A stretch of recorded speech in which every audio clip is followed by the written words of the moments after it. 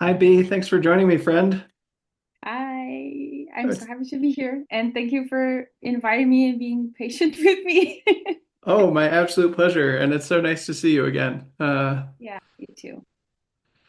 So, as you know, I've been following your journey, sharing your gifts with the world for a little while, and really impressed, to be honest. I'm impressed with how you're conducting yourself and putting yourself out there and helping people. And I see it still as the early days, helping a lot of people. And so I wanted to have a conversation and learn more about your work and your life. And of course, I love to start by talking to people about who they are as a person and where they come from and what their experiences so far have been.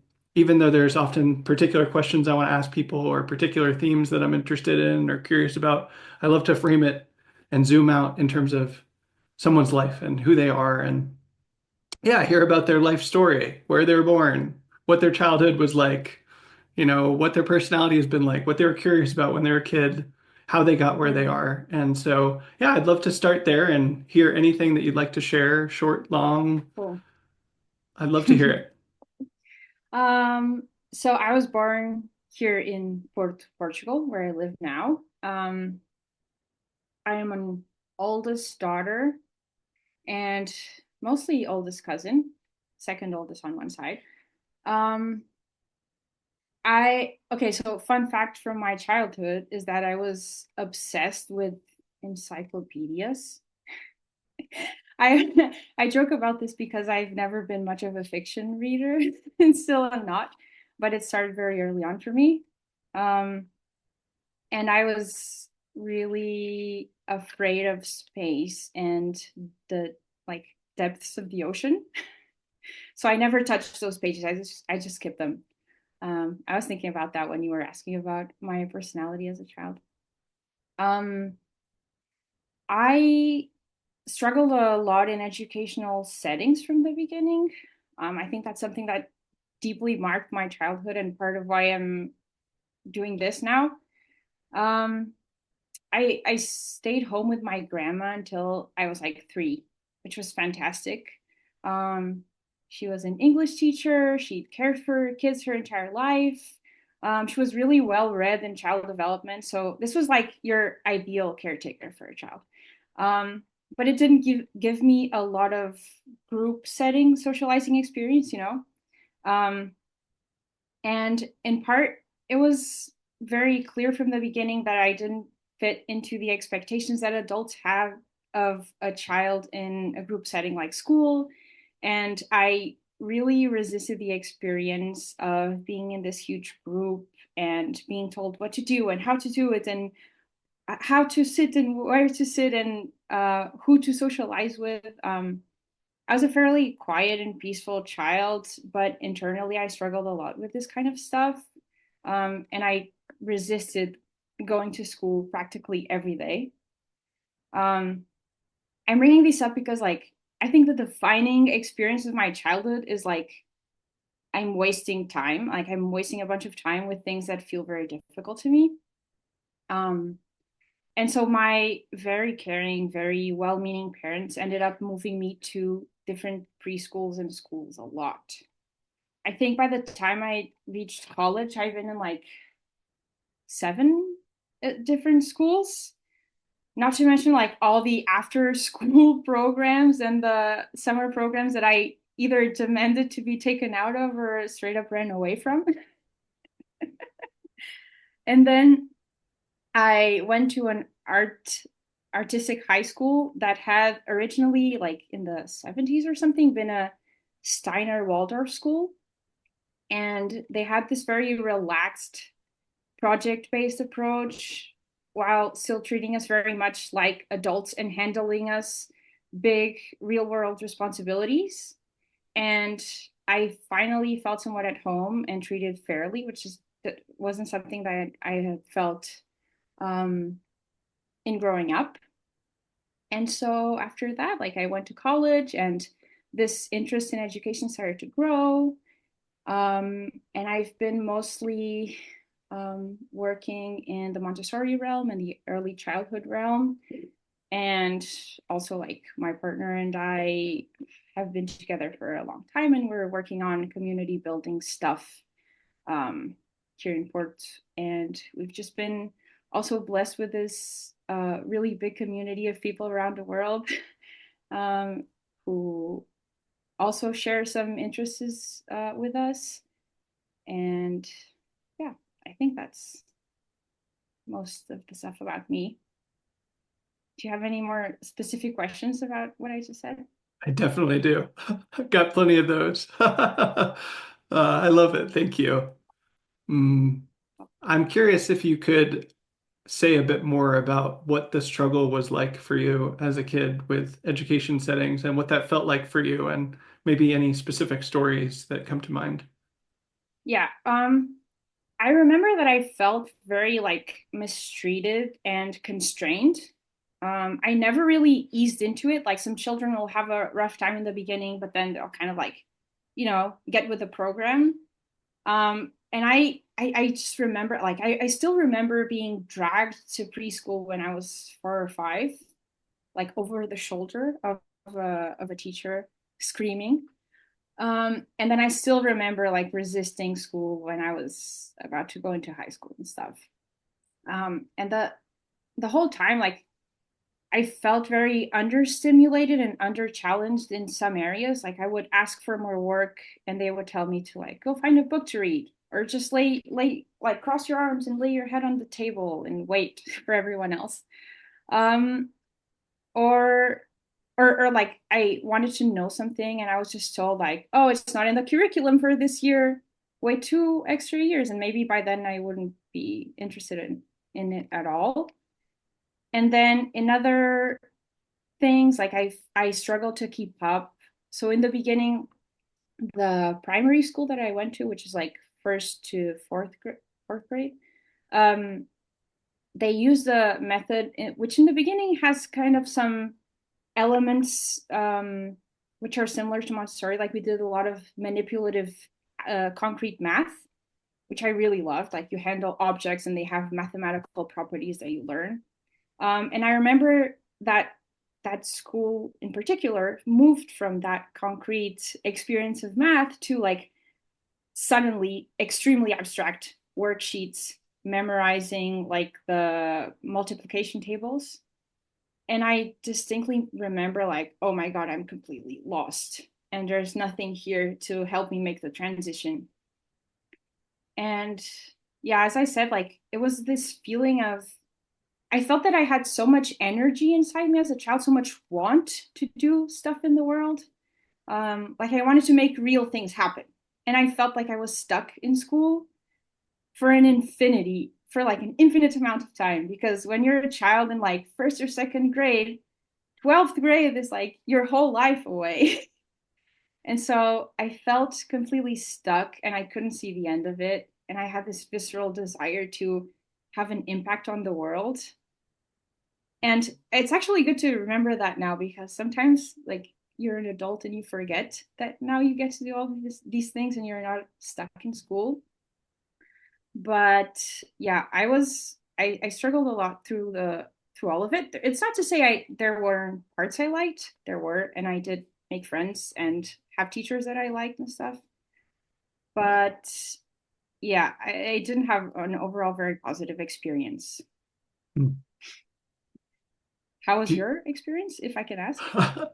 Well, let's come back to that later. I would enjoy Okay, coming back to sure, that, but let's sure. stick with you for now. Um, what, uh,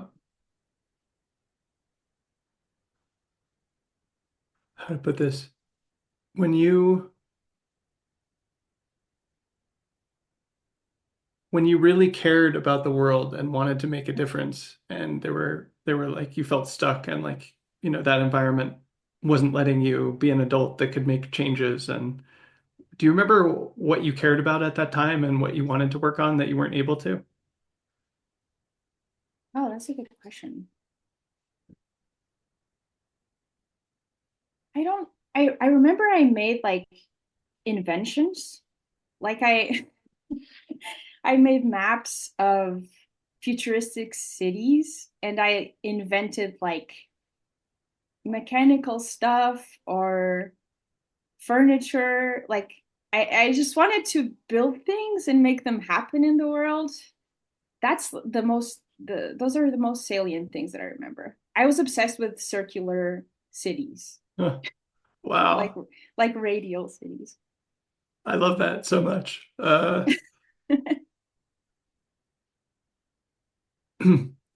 Um, let me figure out how to ask this one.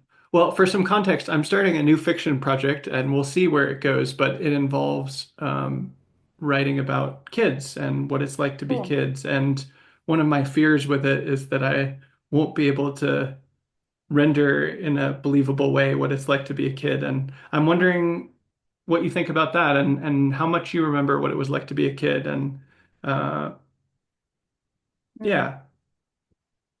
You know, I I don't feel like my internal experience has changed a lot.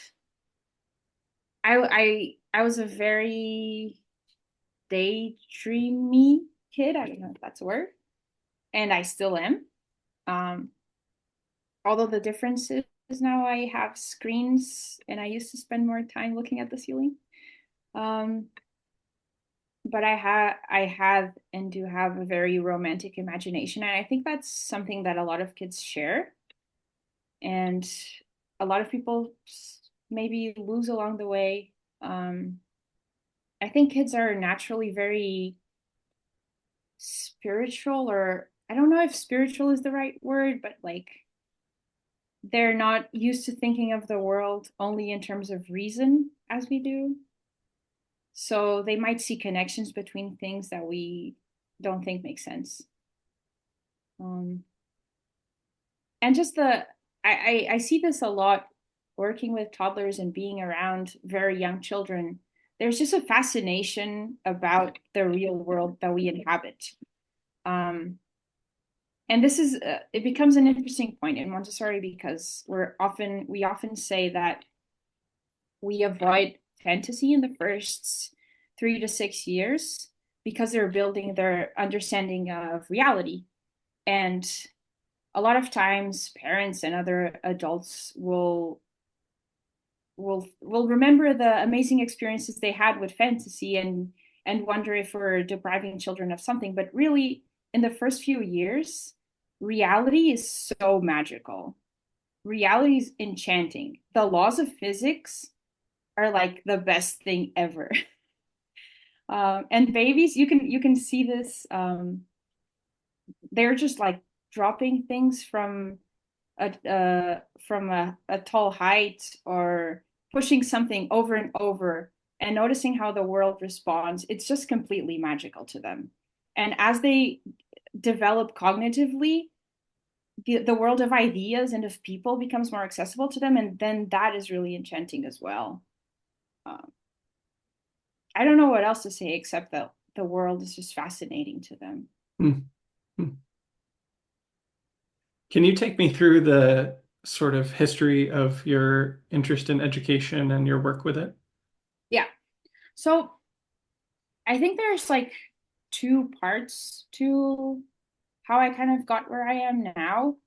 There's like the education part, which is mostly the journey that I've described to you now, where I was really upset with my personal experience in education.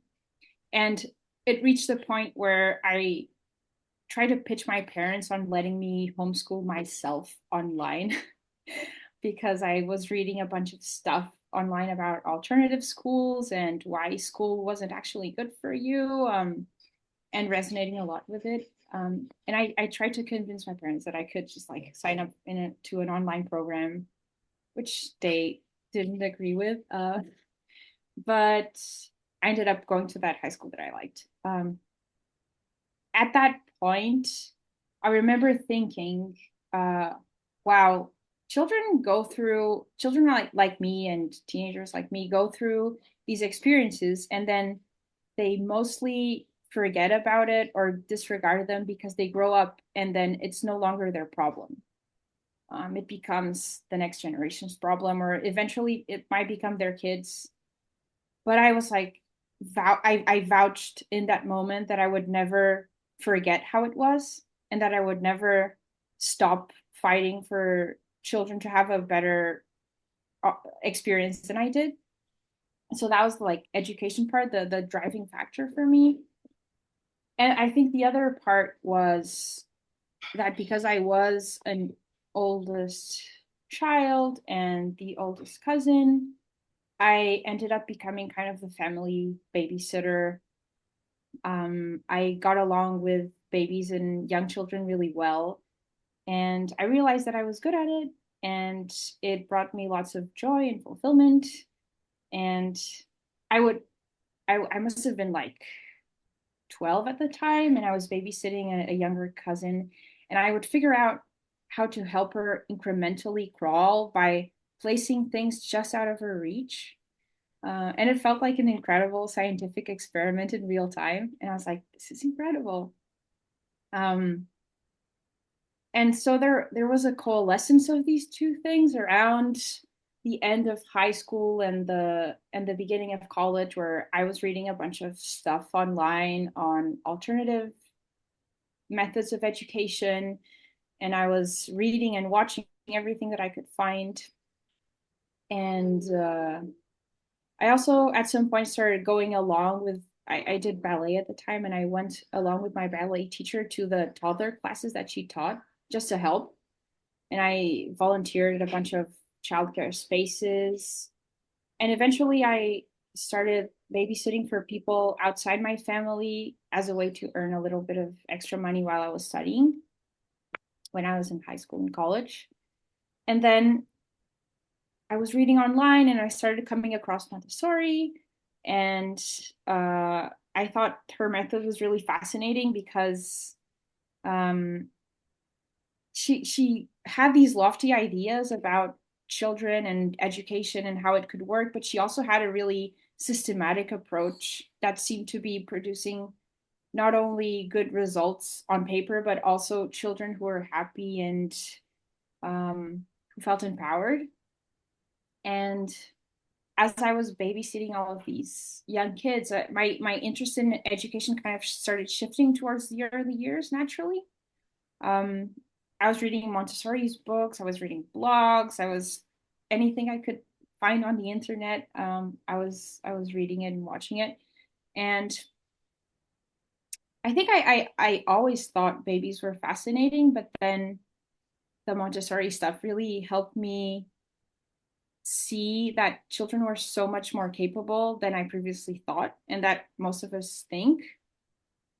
And then I eventually, while I was in college, I was doing a degree in liberal arts that I slowly started infusing with child psychology and child development and learning and um, language development.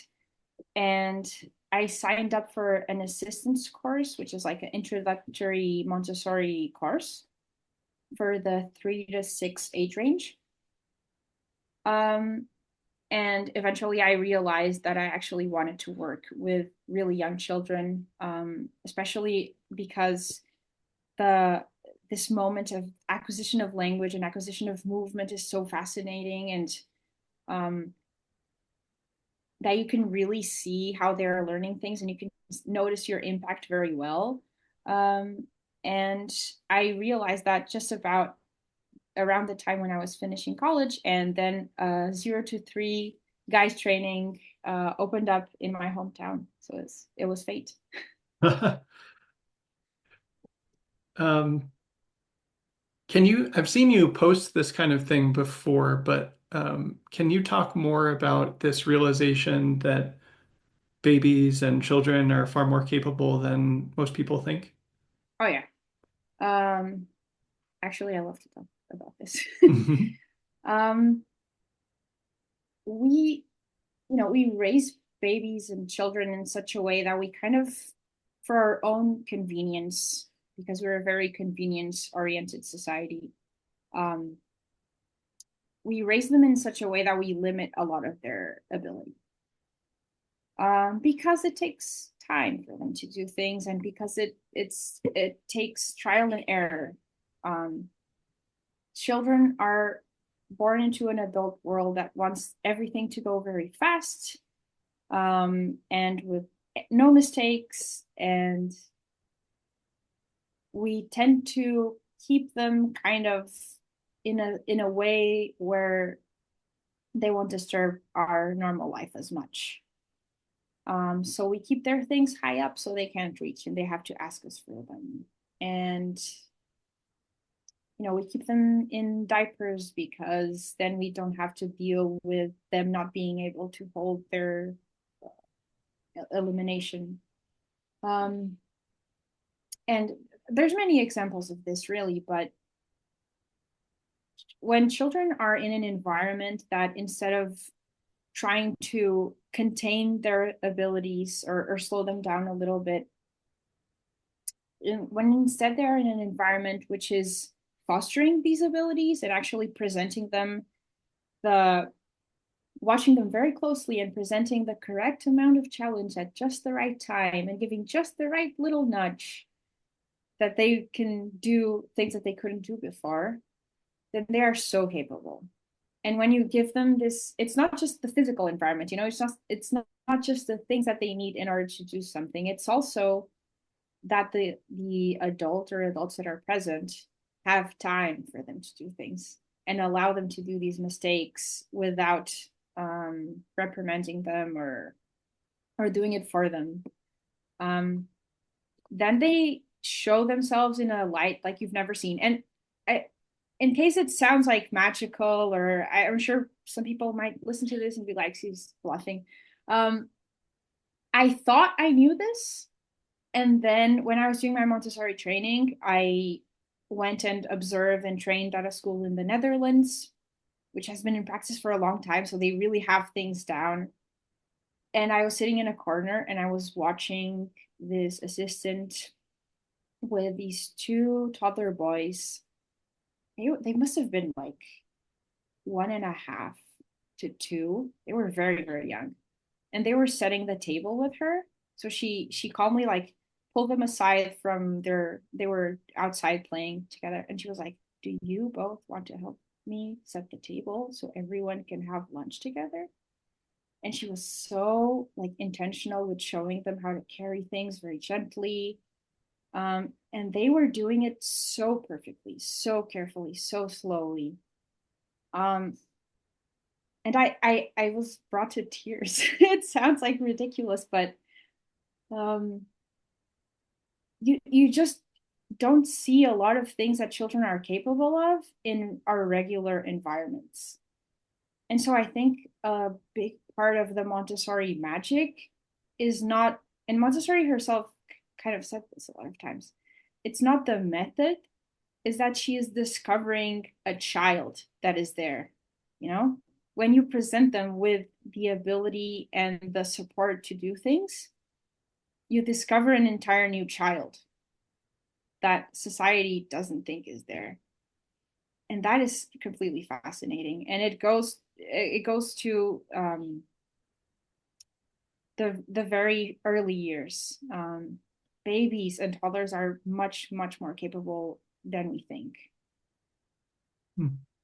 Can you just tell me a story about that, like similar to that, about even younger babies? Yeah. I'm not sure I can like recall Hmm. a specific story on demand. I'm kind of bad about Sure. this kind of Or stuff. just an example of But what the kind of thing you're thinking of. That would be fine as well. yes. Um, one thing that I talk to parents about is how physically able babies are. So we'll often kind of protect them for their own good. We'll put them in cribs, which are like raised beds with railings all around, and we'll put gates so they can go up and down the stairs. Because we think if they try these things, they'll inevitably fall all the time. But babies learn really, really quickly. And if you give them enough like scaffolded practice, they will learn in a couple of times. And so babies, when they start to crawl and they start to climb things, they're actually able to go downstairs on their own very easily. They need to practice first, and you kind of have to be there to spot them. But they will actually go down the stairs head first. Um, we tend to teach babies and toddlers to go down the stairs like with their butt and their feet first, but they actually can't really see that well if they go that way. So they actually first they try to go downstairs with their head first, and then they realize they have to rotate a little bit. And if you give them this little bit of practice and you're kind of there to spot them so they never fall a lot, but you give them enough feedback that they can understand with when they do something wrong, then they'll actually be able to master their bodies much faster and be a lot safer. And if they fall a little bit when they are being watched and helped and their bodies are still very malleable, it's actually much better than falling a lot later when you had no practice and you're falling from a taller height because then you're standing. Hmm. Love that. How do you describe the Montessori philosophy and way of doing things to people who are new to it? Mm-hmm. So I usually like I bridge the gap by talking to people about their own schooling and education experience in general, or how it was like to be a child. And people usually have at least some complaints about what they went through. And they tend to be very similar in our Western society. Um, and there's like the occasional person who thinks this is all a necessary evil and they completely reject any attempt at addressing it or changing it. But most people do connect with these common problems of school and maybe parenting that were subjected to, and they are interested in alternative options and they want to do better by their future children, um, or their current children. And I talk about how we in the system were able to follow kids' curiosity and their interests without leaving their education up to chance. By curating a rich and stimulating environment and perfecting this art of small intentional nudges. Um, and actually, like a Montessori classroom is almost like you have a part-time personal tutor in your guide, which is your teacher. And then you go about most of your time in flow, either concentrating on work by yourself or spontaneously engaging and collaborating with the other kids. And to a lot of people, this sounds really dreamy. And I think they often wish they have this sort of education and opportunity, and they want to offer their kids or their future kids this sort of environment. Um, and I think Montessori in particular strikes a very good balance between respecting the child as an individual and that they can be self-led and have this self-discipline, and fundamentally that they sometimes know much better than anyone else what they need and what they want to work in or want to or work on. Um, and at the same time, it's not this totally permissive type of schooling where you just kind of, like completely free range where you just let them do whatever and you trust that by the inherent laws of the universe they will reach some point, but you still kind of create an environment where their natural inclination to work and learn and build themselves and grow will be maximally scaffolded, if that makes sense. Hmm. That's a great answer. Thank you. Um, can you tell me about what your own training in Montessori looked like? You talked a bit about going to the Netherlands, but yeah, maybe a bit more detail about that and what that training Yeah, involved. of course. Um, so I'm trained as a 0 to 3 Montessori guide by AMI, which is it's in Italian, but it's Association Montessori International, which was started by Maria Montessori herself. Um, and my training is also called, or my title is also Assistance to Infancy, which is not to be confused with Montessori assistant, which is I know it's very fuzzy, but essentially it's like uh, there's two degrees of training that you can get. You can either be a classroom assistant or a classroom guide. Um, and really, when you're training as a 0 to 3 guide, you're also looking at the home environment, um, or going even further back.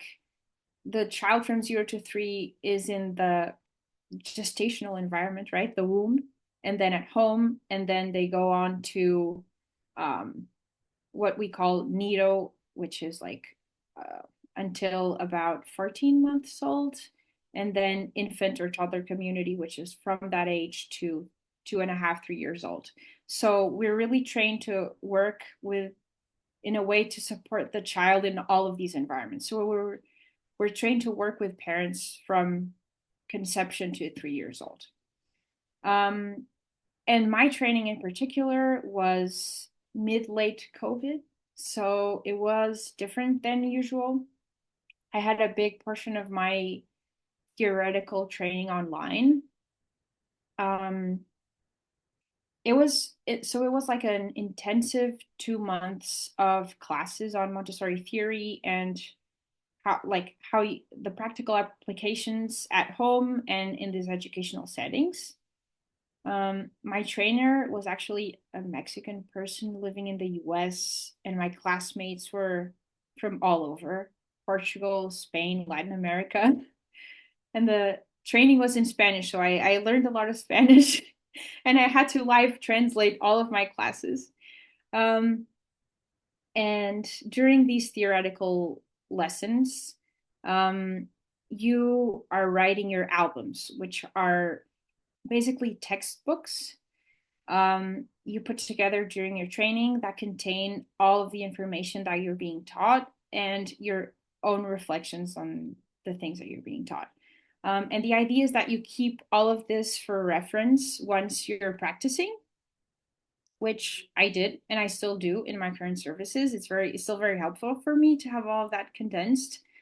And it's much more meaningful because I put them together and I wasn't just delivered um, a bunch of material. This is usually a bunch of physical folders, but because I was the Gen Z baby of the class, I used Notion. And then after this intensive period, I had like a year of independent study, hundreds of hours of observation, which is a big part of Montessori.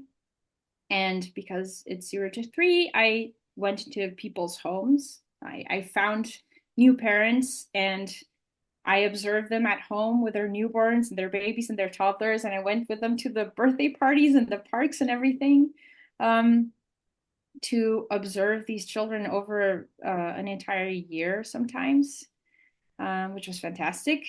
And then I did this observation and practice teaching period in Amsterdam that I talked about um, with a very experienced, incredible guide who just pushed me in all of the right ways. Because when you know how to guide children and then you learn how to guide adults, and you just become so good at that. Um, and then at the end of that year, another intensive period of in-person classes this time because COVID was better, I guess. Where we got in lots and lots of practice in a Montessori environment that was set up for us.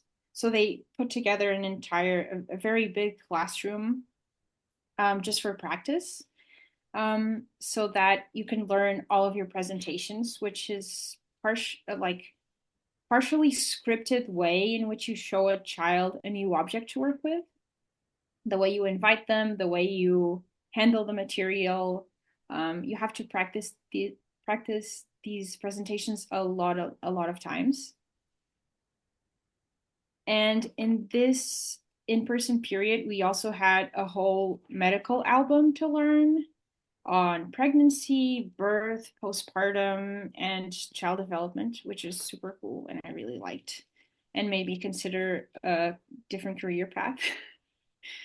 um, and then we had several written and oral exams with very serious Montessori examiners that come from other countries, and it's very formal and kind of frightening.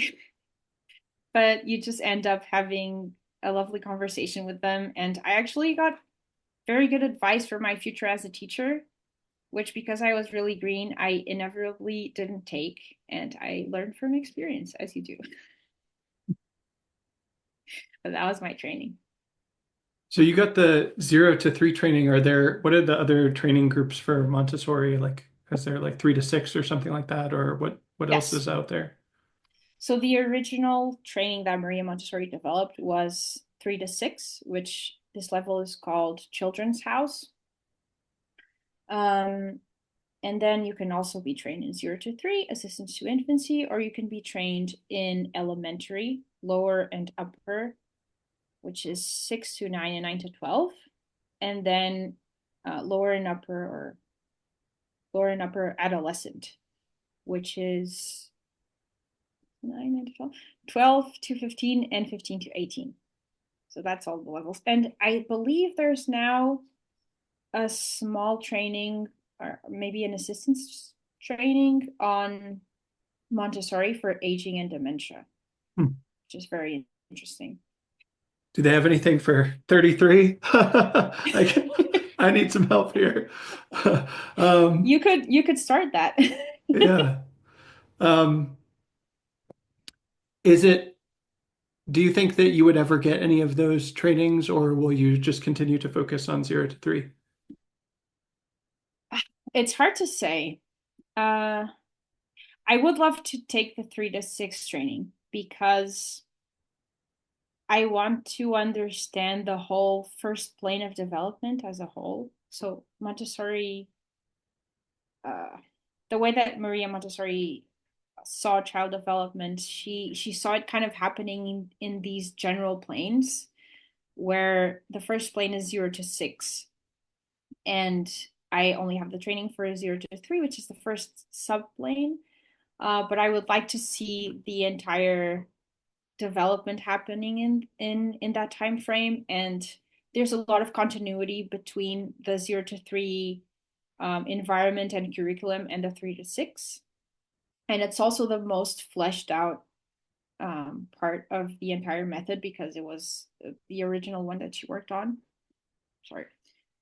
Um, with that being said, I don't know when exactly I will be ready to study and take exams again. And also, I do really like the 0 to 3 age range.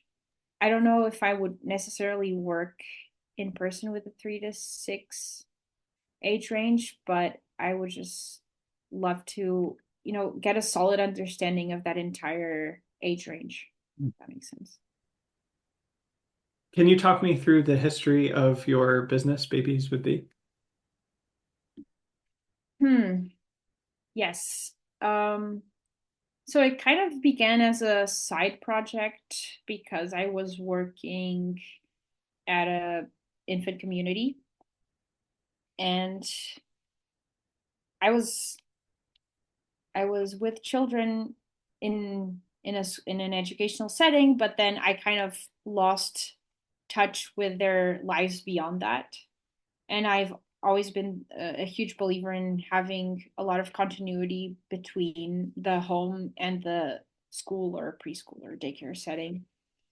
Um, and I also noticed that a lot of the a lot of parents that I was meeting, or whose children I was meeting, had kind of warped perceptions of parenting, and they had a lot of anxiety. There's just a lot of anxiety and stress and confusion for new parents. People say all kinds of conflicting things and information. There's a bunch of people trying to sell you objects that will supposedly make your life easier, or programs for training your child to sleep or to eat or whatever. And some of those are good. I'm not saying they're not, but a lot of these new parents were really, really, really overwhelmed with information. And I thought that I wanted to do something about that. Because when you there's obviously a lot that I don't know as I'm not a parent. Um, but there's a lot that I do know, and there's a lot that you learn um, when you've been caring for children as long as I have. And a lot of it is that you have to trust your intuition and you have to trust children. Um, and you really, really, really have to make the environment work for you. And so it began as kind of my side project to try and reach parents directly, not just through their children that were in my care for part of the day. And for reasons that aren't here nor there, I had to stop working in person, and I kind of started betting more on this project on its own. At the time, I was only doing calls with parents, but I started offering different kinds of things. So I've made a couple of products now, like books, and I'm working on some courses. Um, yes, it's hard to say how, like, it's hard to explain how the project has changed because I feel like it's still very close to what it was in the beginning. I think naming it was a big part of how it started to grow. Um, a, a lot of the changes were probably like internal in me, just finding my voice and understanding how I wanted to communicate what I was offering. I think that's been a big part of the journey. You talked a little bit about this, but can you tell me about the different services and products that you offer? Yeah. So I do these kind of consulting calls with parents or consulting service, where we have either one or two calls usually, and they tell me about something in their parenting or their home that isn't working as they'd like, or some frustration or difficulty that they're noting in their child that they want to know how hmm, to assist and to support. And I try to gather as much information as possible about their child development and where they're at. Or in the case of expecting parents, um, learn about their lifestyle and their home. And then I put together like a comprehensive follow up package. And the idea here for me, like with Montessori in general for kids, is I want to help parents help themselves. So I want to give them, I want to help them by filtering and curating information for them, for their specific lifestyle and their struggles and their goals, and help reframe their thinking in some ways. And so I offer these consulting services in there's three different kinds. I do the Montessori makeover, which is about redoing a space or several spaces in your house to help the family routines function better and help the child grow and develop. In Montessori, the environment is basically seen as an extra parent or educator. So this is why I say we really want to design it for success, because it can either work with us or against us. And then I have a baby planning consulting service, which is for expecting parents preparing for a new baby. And this involves a lot of myth busting and downsizing, especially in things that they're purchasing, focusing on things that are quality and developmentally appropriate. It would actually surprise you how much stuff is out there that's approved and sold for babies that is terrible for their growing bodies and minds. And parents are falling prey to these things because they're advertised as great for babies. And I also do a parent guidance consultation, which is for all other types of issues, usually behavioral stuff, or maybe parents want a little bit more guidance in a milestone that's coming up. So if their child is getting a new sibling or moving into a new school, or they're starting to learn to use the potty, all kinds of things that may happen during a child's first 3 years that parents can feel a little unprepared for. And instead of reading a bunch of books and taking a bunch of notes, you can talk to a person who's more experienced in it. And I think it's really reassuring. And then I also offer parent text support, which is where it's something new that I think a common friend that we have suggested to me, where I'm available to answer parents like quick questions and help them make informed decisions through text messages. And I'm now also developing a series of courses on different topics like toileting, weaning, infant care practices, Montessori for caregivers, and discipline. Maybe I'm missing something, but those are my current services. And then I have a couple of products as well. Yeah, I've been so charmed by the pictures and screenshots I've seen of the books that you've made. Can you talk about the books that you've made and how you thought about designing those and what the goals were there? Yeah, of course. Um, so I have this. I think you're talking about the first step series of books, the recipe book and the routine book and the task book. So these are the ideas to help bring Montessori practical life ideas and practices to homes and to families in a more accessible way. They are visual books, which means the main character here the main characters are pictures, are not they're not words, because they're aimed at uh, children who aren't reading yet. And they're more so than more so than books to read through. They are meant to be used as kind of guides for practical activities like cooking, like taking care of yourself, like taking care of your home, which is all things that children are learning in these first 3 years. Um, and so the first thing that was important to me is that they were extremely easy to use and that they were made in a very sturdy way, because there will be water spilled on them and all sorts of stuff.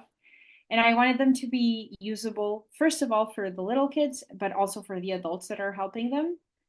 So there's a very basic table of contents. There's not even page numbers, it's just a list of what's there, and it's color coded. And then I wanted each page or card, I guess, to fully contain a thing. So there's like the recipe book has a recipe card for each recipe, and the task book has one card for each task, and the routine book has one for each routine. Because then you could, in such a way that, like, if they were, if parents were printing and binding them, they would be able to remove one of the cards and set it on the table when they were making a recipe. Or maybe you take a card that shows a child how to brush their teeth and you stick it on the wall next to where they usually brush their teeth.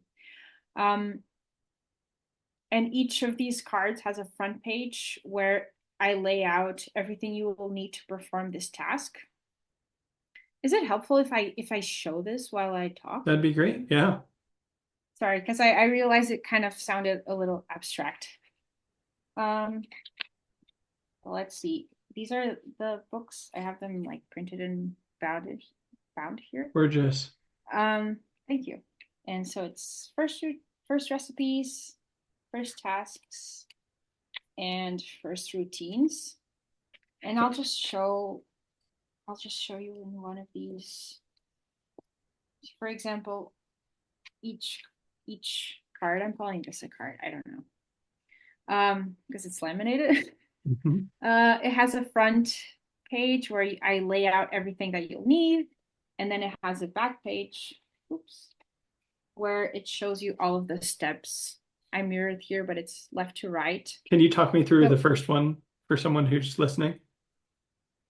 the first step. Yeah, the first step, just like what one of these steps looks Oh, like. oop. So there's like these big numbers here, and then each of these steps has sub steps. So the first one just says blueberries, and it has pictures of blueberries, and then kind of an arrow sequence. And then a picture of a colander, says into colander, a picture of a sink, wash, and then a picture of the blueberries. I don't know if you can see drying in the colander. It says let dry. So the idea is that the words are really secondary, maybe for an adult who's helping and can say things out loud, or for an early reader. Um, but you're really with the left to right and top to bottom order, you're building pre writing skills as well. And it really helps children because when they're really small, they have a hard time following a big sequence of steps, even if they've mastered the individual tasks that they need. So if you are able to have a visual support that you can point to, and explain, oh, so we did this. Now what comes next? This. Then it makes it that much easier for them to follow a task to completion. Um, and as I said, there are no verbal instructions, only these small words under each step, and everything here is completely like realistic photographs. So I don't really use illustrations or anything like that. It's all real pictures of things, and I also try to keep it like proportional. So you won't really see an orange the size of a raspberry or something. Hmm. Hmm. Because the toddlers are very, very literal creatures, and they need to see things as they are if they are to understand it fully. So I try and pay a lot of attention to detail because of how their minds work. Um, and yeah, that's basically the layout of the books. They kind of all follow the same sort of logic. Um, and they've been a success. People are enjoying them, and I hear their kids are enjoying them a lot, and it's bringing me a lot of joy.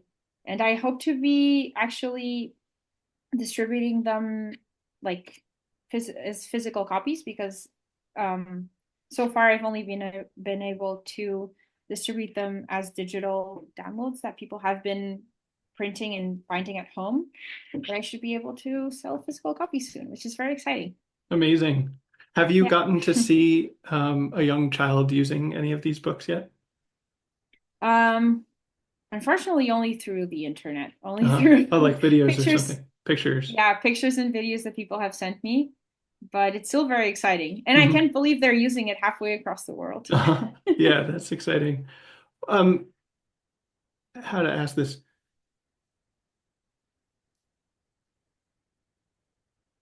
Not from these books since you haven't had a chance to see someone use this in person yet, but what's it like to watch a kid do something like this? Like, how do they respond after they've accomplished making a simple meal or cleaning up the kitchen or whatever these simple tasks are? Like, what is a child like at that moment? They're very proud of themselves. They're very, very proud of themselves. And I think you can see this very clearly with children whose caregivers aren't like super like over the top enthusiastic about what they're doing, like they're not showering them in praise. Even then they are immensely proud of the work that they've done, and they want to show everyone.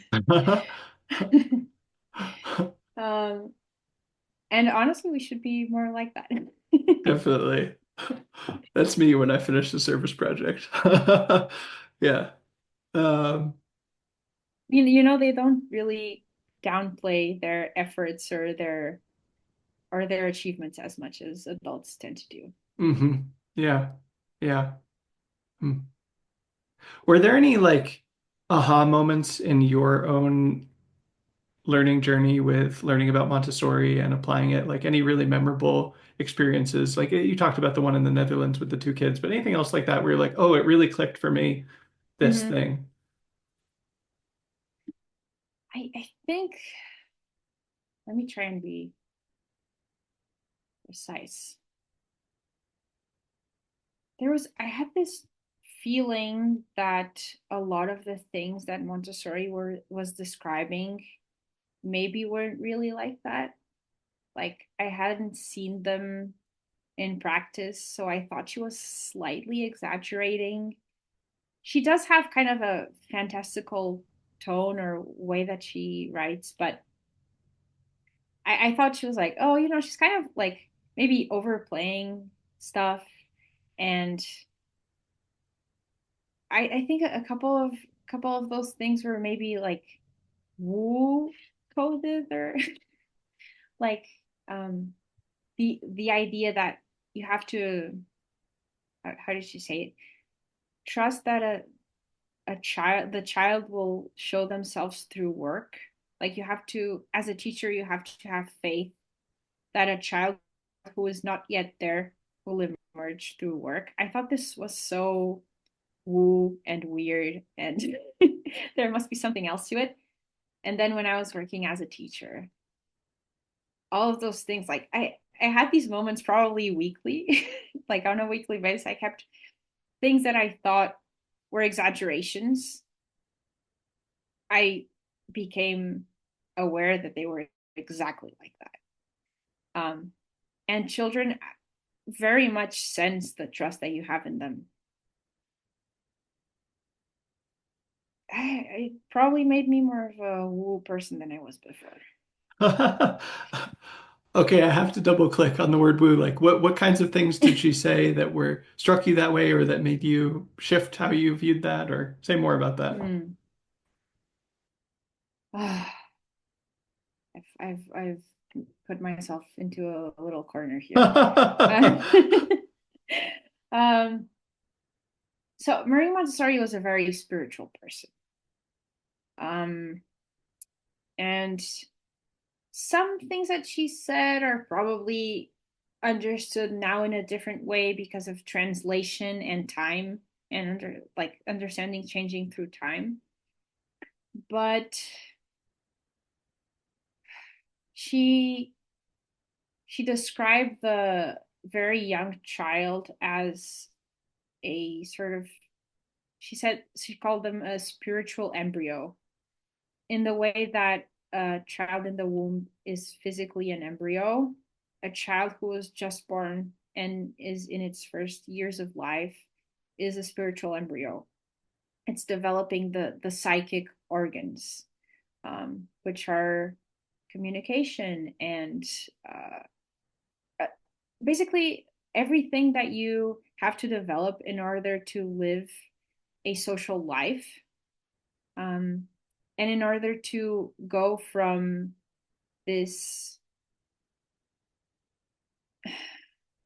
this I don't want to say blank slate because it's not blank slate. There's a million of elements of nature that come into play, but as a baby with lots and lots of potential to go anywhere, and you kind of specialize into a person of your time and place, and for that to happen, she used this analogy that you are developing your spiritual organs. I thought this was very woo, and I thought that describing children's development as spiritual was very strange, and I totally get it now. And well, specifically at the time, I was like, oh, I don't know why they are teaching us this in this way when now we have better modern words for it, like neurobiology terms. But I've kind of started to understand that none of the modern words, modern science words that we have for these things are completely or entirely addressing the things that she was talking about. I don't know how to make this more clear, especially in my second language. It's kind of hard. But so another example here is that Montessori described something within the child, that she called horme, which is a vital energy. So she said children have a vital energy, which is something more than life or, oxygen coursing through your veins. Just in the same way that plants have a life energy running through them, that make them grow into bigger plants, and animals have a life energy. And in the same way, I was like, we probably have better modern words for this. turns out we kind of don't. And I like more and more start to understand why she thought of all of these things and gave them new names.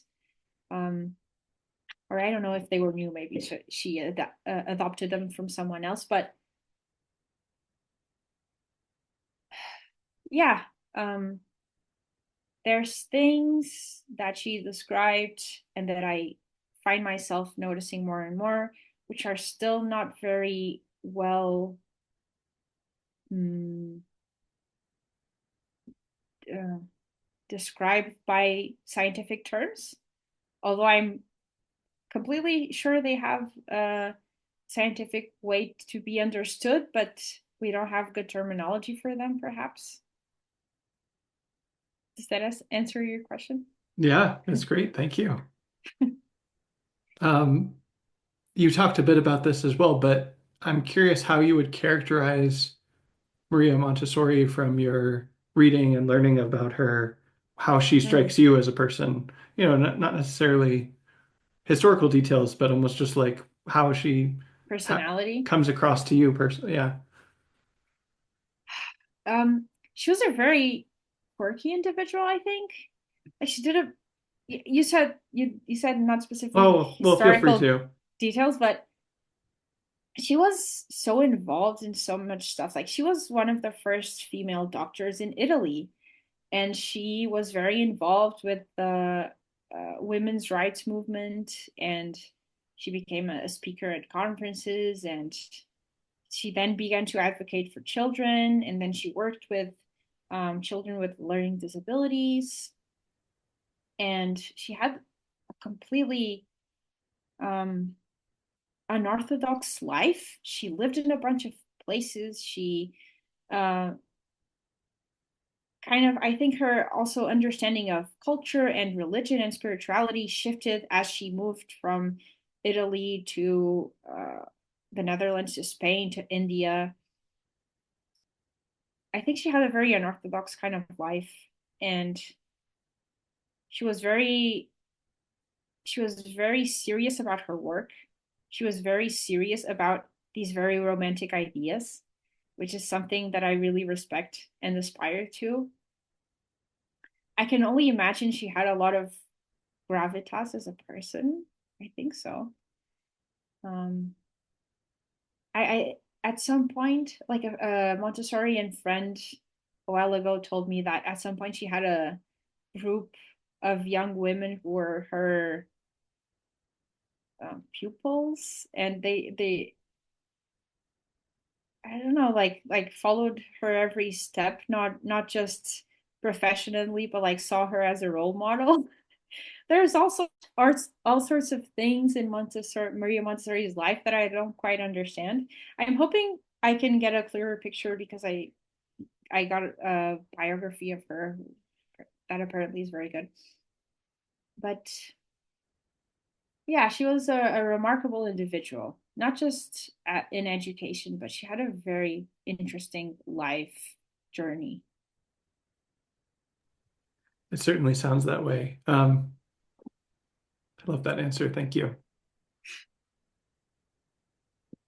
I find it interesting that your own education involved a high school that the Steiner Waldorf philosophy that had that Mm. philosophy. And I wonder how you think about that now. Or, I mean, I don't really know much about that, but I know sometimes people kind of compare them and maybe it's apples and oranges. But if you could talk more about, yeah, like what's different between them and how you think about that with your own education, given that that high school was so important for you. So the high school that I went to wasn't a Waldorf Steiner school when I was there. Hmm. It was originally way back Originally, before I was born. I see. Yes. Uh-huh. Um, and I think there were still some remnants of that culture in the teachers that were there. And I should preface what I'm about to say with the fact that I don't know a lot about Steiner education, and I don't want to do it a disservice here. Um, my understanding is that, especially for the early years, they have a different view that Montessori does. I think for a lot of parents who might not know a lot about it, it kind of like seems that they are similar because we have a lot of wooden materials, and so do they. And we focus a lot on practical work, and so do they. There are a few differences. They do a lot of teacher-led group activities, so they will be different than your traditional daycare or preschool activities because they will have probably care a little bit more about aesthetics and the significance of things. They have this um, big focus on spiritual elements of the world and the interplay of aesthetics um, and significance. I'm not very well versed in this, but I think they give that a lot of importance and train their teachers to be great illustrators and storytellers and singers because they believe these things are really important, and I think that's beautiful.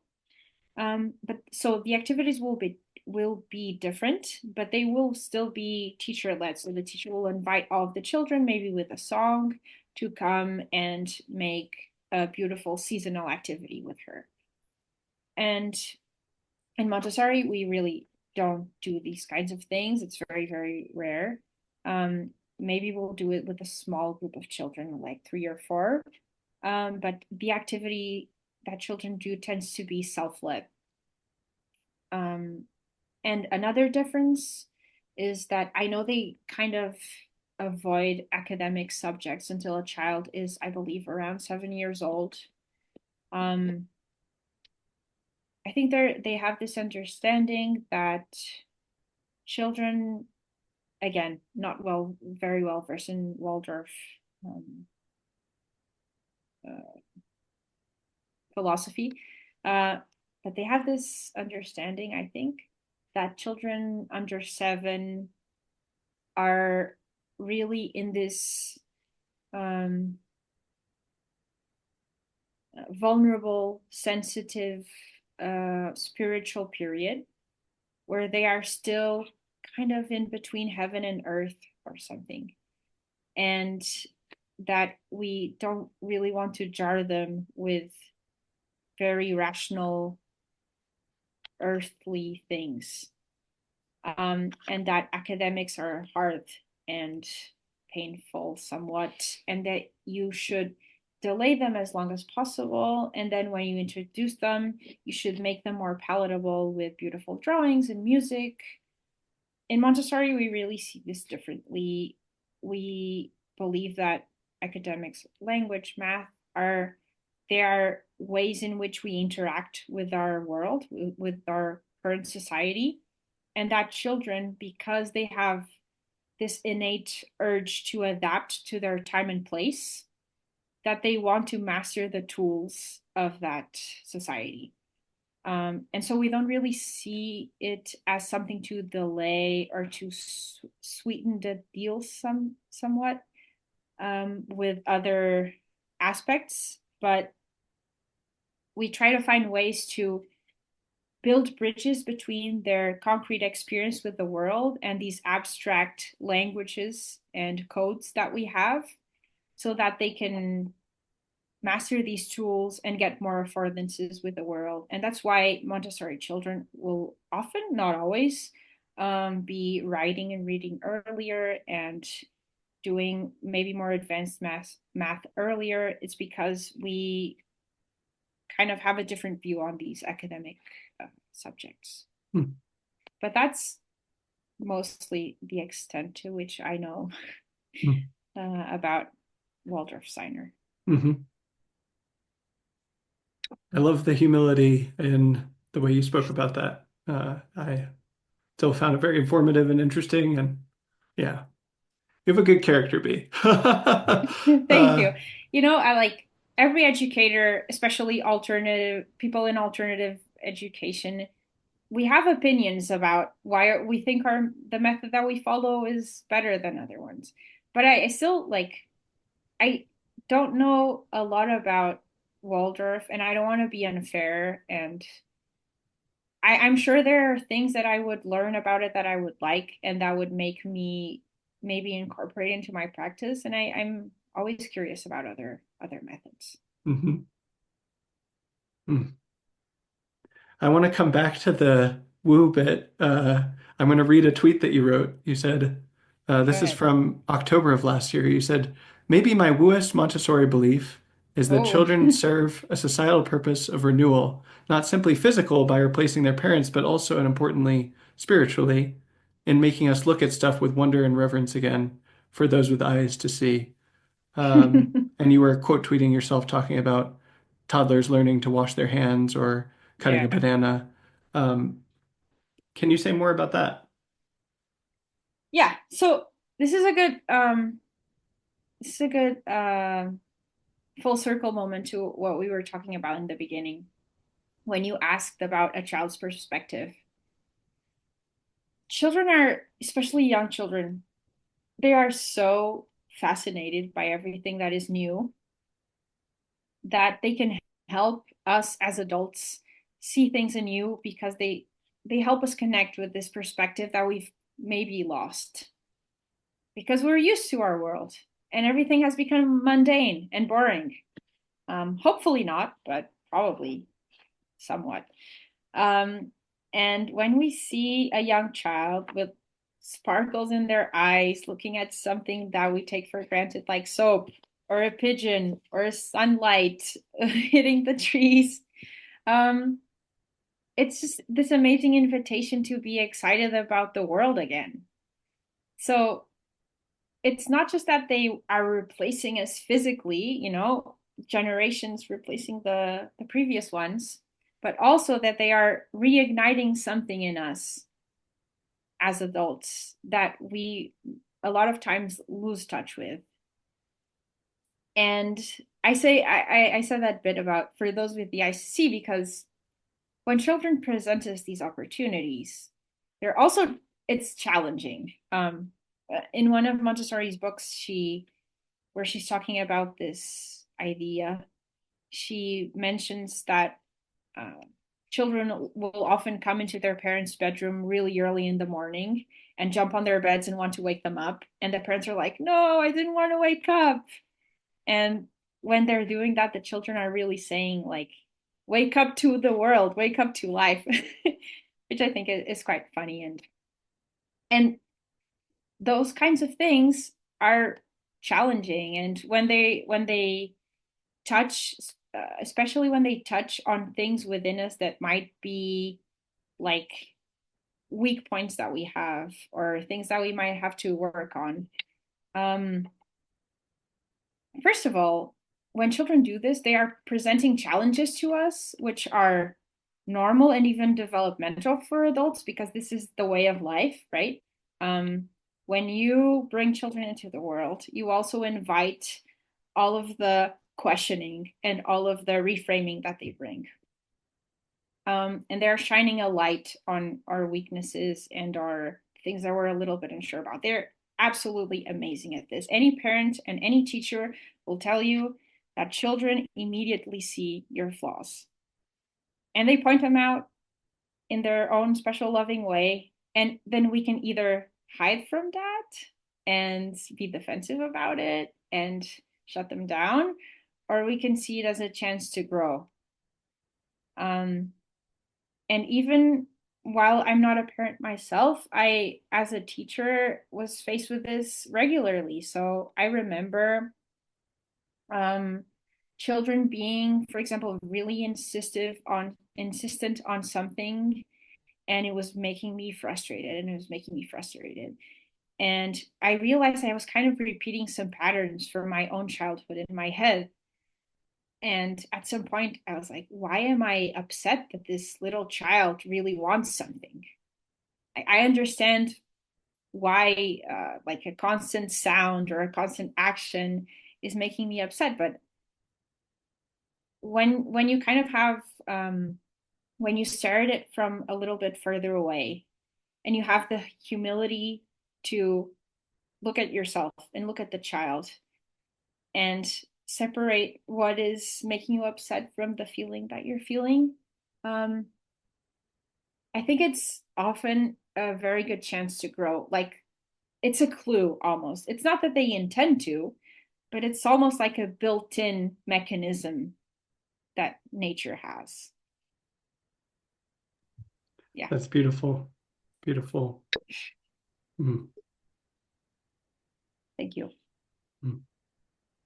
You talked earlier about parents having a lot of anxiety and information overwhelm. Um, yeah, well, first off, what's your sense of the environment and culture that parents today find themselves in? I don't quite know how to describe this, but I get the sense from the way that you talk, especially in your tweets, that I don't know, that we have problems that maybe wouldn't have been problems a century or two ago, or like we're confused about kids in a way that we wouldn't have been a while ago, or Mm, something, or I don't know, something like that. I'm curious how you think about our current times and what parents face now. yeah, I whew. I don't know if there's ever been an easy, simple time to be a parent, but I think we have currently a lot of problems that are caused by us taking for granted our weird parenting. And here weird means like Western, educated, industrialized, rich and democratic. Uh we raise children in a very unnatural way. And this doesn't mean it's bad at all. It just means it's very far from our hunter-gatherer roots. Um, and we create situations and problems that we then assume are natural and unavoidable and inevitable parts of life because we are so steeped in our culture that we can't see beyond it. Um, so you might have seen the tummy time tweet or some of the toilet learning tweets. Um, so with tummy time, for example, we are raising babies in an environment which for us and for them is very lacking in movement, right? So we move a lot less than is normal or natural for, I should say natural, I don't know, these terms are tricky, but that a hunter gatherer human would walk. We would walk a lot more, and we would squat and we would hang.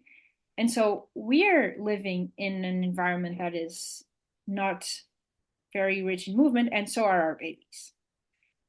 And because of this, we then create a series of things that are meant to compensate for this lack of movement. So we make babies do gym reps, basically.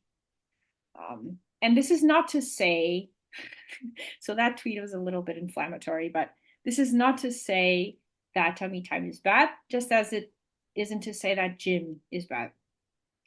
But they are weird solutions to weird problems. And they don't really address the entire breadth of human needs. Just like going to the gym to do leg day or arm day and um, doesn't really hit all of the movement requirements that you have as a human. And we can maybe talk about this more. Um, just in that way, tummy time also isn't enough to holistically develop a baby's movement. Thankfully, they're very good at getting their movement needs met, but yeah, that's a way in which we struggle to see beyond our culture. And I do think it affects parents a little bit because the people who are transmitting information and advice to them are often not aware of why that advice appeared in the first place. Um, and so it's hard to give people the full picture so that they make informed decisions, but I think it's really important. And I think it's a part of taking parents seriously. It's not just giving advice for thinking of the lowest common denominator, but actually treating people as intelligent, full beings is maybe saying something beyond your newborn should be doing 5 to 10 minutes of tummy time or whatever. Um, Try and explain the concept of a balanced movement diet, just like we are good at explaining in public health the concept of a balanced um, nutritional diet, right? Um, and with the toilet learning example or potty training in Montessori, we tend to say toilet learning. Um, the the idea there was basically that in our weird again society, we're effectively teaching kids to soil themselves in their diapers and to lose their budding awareness of their body, to tune it out, because babies aren't born with diapers, and in many societies of the world they never wear them. And so kids are maybe for 2 3 years going all of the life that they've known outside of the womb, um, pooping in their pants. And then parents will see parenting experts say things like, oh, kids will potty train themselves when they are ready, which makes no sense because you've trained them to do a natural behavior and they have not known anything else. And so, just in the same way that you, in in essence, help them learn this, now you're going to have to help them learn the other thing that you expect of them, that society expects of them. Um, yeah, I think that's a topic that I think about quite often.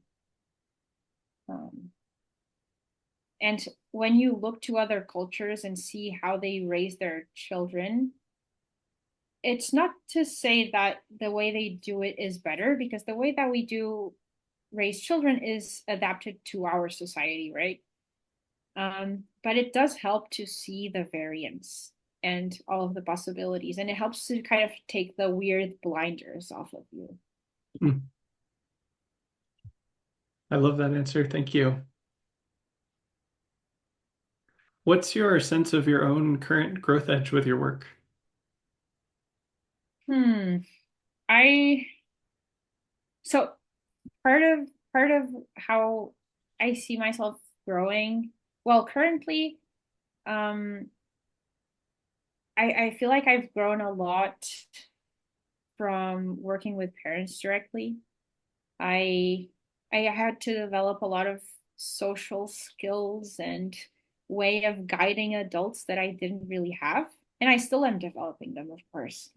But I was always very um, comfortable with young children, but adults has been a learning period, a thing I had to learn.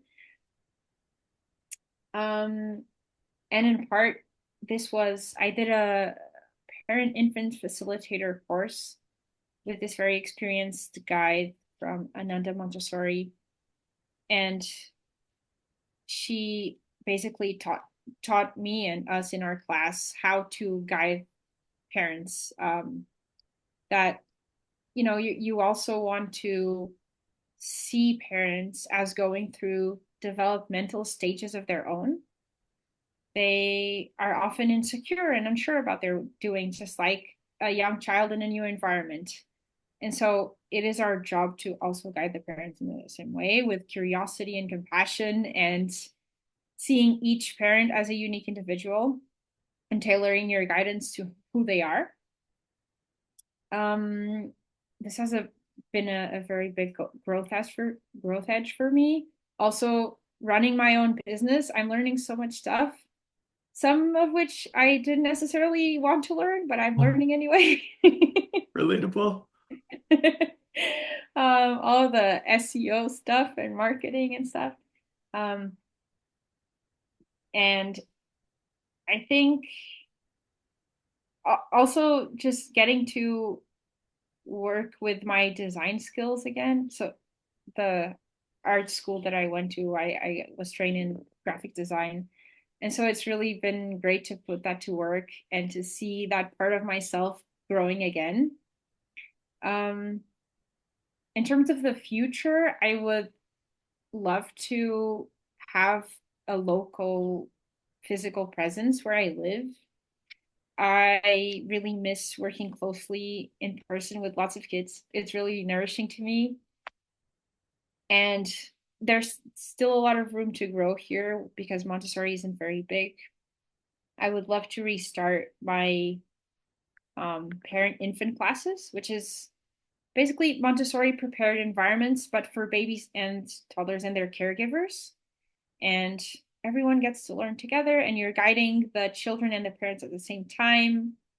And the babies have a chance to start socializing in these bigger groups while still being in a very familiar environment and with their caregivers. I really loved doing that, and I want to get back to it. Yeah, I think that's how I see my project growing. Love that that you anticipated my question, so thank you.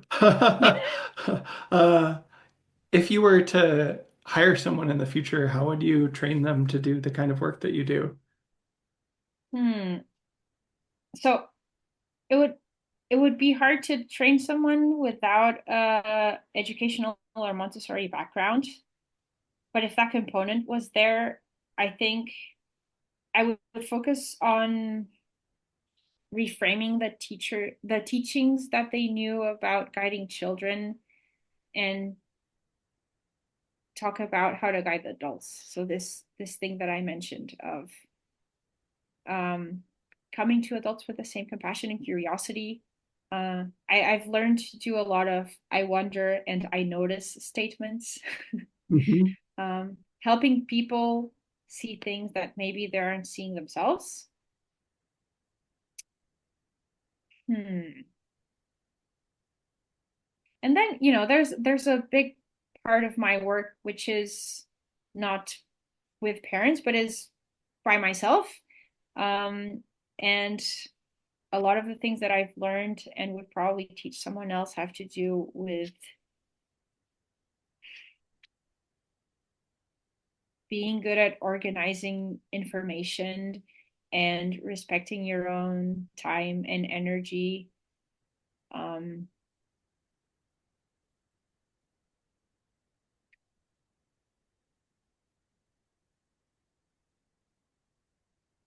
yeah, I think that that's what I would do. I would focus on helping them know how to help parents and also how to do the rest of the work in a way that serves them, if that makes sense. Hmm. I find myself curious if everything that you've learned or everything that you've practiced has shifted the way you approach your own learning and curiosity and growth in any way, specific ways that you can think of. I'm sure it's been a Oh thousand yeah, ways, but anything specific sure. that comes to mind. Yeah, of course it has. I think I I'm not sure if this was Montessori that influenced or I was drawn to Montessori because I already thought this way, but I think it has had a lot of impact on my life after becoming involved in Montessori education. But I always tend to look at problems that pop up in my life or in my routine or anything that starts to happen that I want to change. I kind of handle it the same way that I would handle something with a child. So first, curiosity, like what is this about? Like without judgment, right? You want to see objectively what's happening and you want to like try and question why it's happening. And then try and implement changes to the environment around me first. So, because trying to change something directly within yourself, uh, first of all, you kind of respond to that and you might not accept it. Um, And then it's just not as elegant as making your environment conducive to what you want to do. So, for example, if I want to eat healthier, then I need to put the things that are healthy right where I see them and very accessible and actually get the ones that I like. If I don't do that, then I'm just like fighting with my own willpower all the time. And that's not a great way to do things. So now I always face my problems in this way of, okay, what's the most elegant change that I can make either to my physical space or to my routines and my calendar that would make this very easy for me to do and actually effortless. And I find that by doing that and then just building the habit, repeated behavior, then it just becomes a part of me.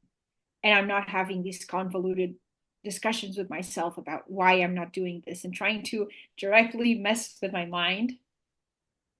And it works very well for me personally. Hmm. Very inspiring. Thank you. Well, we've covered a lot of territory. Is there anything that you'd like to dive more deeply into or talk more about? Hmm. I want to know what you're up to and your offerings and maybe how they tie into anything that I've talked about. And also, I'm bringing it back to my question about your educational experience because Uh-huh. I'm very curious about that. Yes. Um, let's see. I think I realized during this conversation, well, there's a couple reasons I wanted to have you on, but yeah, one of the main interests is just about learning and curiosity and development. The theme of curiosity is one of the main themes of my life's work. That's sort of why I have this podcast, for example. I think of this kind of as my school where I get to learn about something that I'm interested in with someone that I I love resonate that. with. Yeah, it's an adult school for me. Tasshin shaped school. And yeah, I think that I've learned a lot in this conversation about yeah, human development and how people learn, and that's been really important to me. Um, yeah, as far as my own educational background, I grew up in Massachusetts. I was an only child. I went to public schools there, which were fine, but not neither amazing nor terrible. Hmm. I went to a lot of summer camps in the summer, and I typically enjoyed those more. There was one camp I went to for a long time that was an arts camp that you could choose classes, but they were like, it was kind of set up like a school, but that you chose your classes and it would be on something you were interested in. And I loved Awesome. that. And then, I don't know, I think from the perspective of a Western public school system that's trying to graduate, you know, hundreds of kids per year, I was just like a normal average kid that was like neither exceptional nor, having really strong challenges. And so, I was like a B student and everything. I was like, yeah, I did okay, but I was never really inspired to be amazing at anything. It Hmm. was like I didn't see the point of a lot of the stuff that we were doing, so I would just pass because my parents or the teachers would tell me that it was important, but I was like, I don't know. I still don't use most of the stuff that they taught me. I'm like, I think that kind of a I lot of that know. really was a waste of time. But busy work, but I think that I was yearning for something more and like felt kind of this desire for excellence and learning and growth that wasn't really being met there. And um, yeah, and then that shifted when I became an adult because I went to a liberal arts college, St. John's, that had a great books. It was a great book school. That was really good Hmm. for me. And then when I graduated there, it took me a while to figure this out, but I trained in monasteries in my 20s, and that was sort of further like adult development and learning and education. And in both of those environments, I got something that I was really craving that I didn't get as a kid, like growing as a person. And now I'm out on my own and kind of making my own shape of a life. And the big thing is that I'm building what I call the Service Guild, which is built around three themes. love curiosity and empowerment. And it's a little bit like having three I love part-time that. jobs where I spend time on each of those. So yeah. Awesome. Yeah, curiosity is such a great pillar to orient around. I feel like it's been a big one for me too. Yeah. Yeah, that's really struck Um, me in this conversation. I think that you mentioned at the end like the design skills and also I feel like curation and just digesting information and helping present to people like, oh, here's what I think you need to know has been really seems like that's been really key for you in your work. yeah. And I think it's my strong suit and it's the way that I can help the world. I've always loved collecting and organizing information and if it can help other people better. Hmm. Mm-hmm. Are there any things that you're actively curious about outside of your work right now? Oh yeah. What are you uh, curious about? I it would actually be easier to tell you what I'm not curious about, but uh It's so real. I I actually had to delete my phone browser so I would spend less time on my phone because whenever I was outside, I kept Googling things. Um, but we talked a little bit about movement. I'm really into, especially nutritious movement, this idea that movement is sort of like nutrition and there's micronutrients and macronutrients, and what is the ideal or normal human diet with movement. Um, and I'm seeing movement everywhere. And I probably shouldn't be sitting in this chair for this long, but it's fine. Me too. Yeah. um, so I really like that. I'm really into community building these days, and feel like that's going to be a major angle of my life in the next couple of years. And I'm orienting around that now. Um, Also, I'm a pretty crunchy person, if you know what that means. So I'm into all of that, like fermentation, fiber arts, uh, and language has always been a big one for me. Etymology. I'm obsessed with Googling uh, where words came from and making connections. And it's very cool when you have two languages because then there's even more dots to connect. Hmm. What are you curious about? Oh, I related to what you said about it'd be easier to say what I'm not curious about.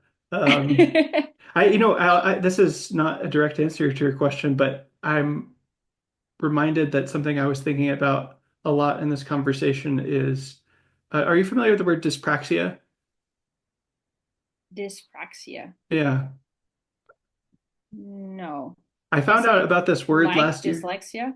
It's like But dyslexia, but with like movement and coordination and physical objects and stuff. ooh, And I found out about this word last year or the year before, and it just blew my mind because I was like, oh, that's the thing that I've had all my life. And like it's kind of comedic, but like doors, for example, often I don't understand how doors work or like locks or things in kitchens or like interesting. assembling objects. And I've gotten better at them, but it's a little bit like dyslexia, but with the physical world. And as you were talking about this, I was like, oh, there were definitely some very basic skills that would have been really helpful to learn in kind of a Montessori environment where I must have just missed that at a very young age and things that other Mm-hmm. people find easy. I'm like, this is very confusing to me, still at 33.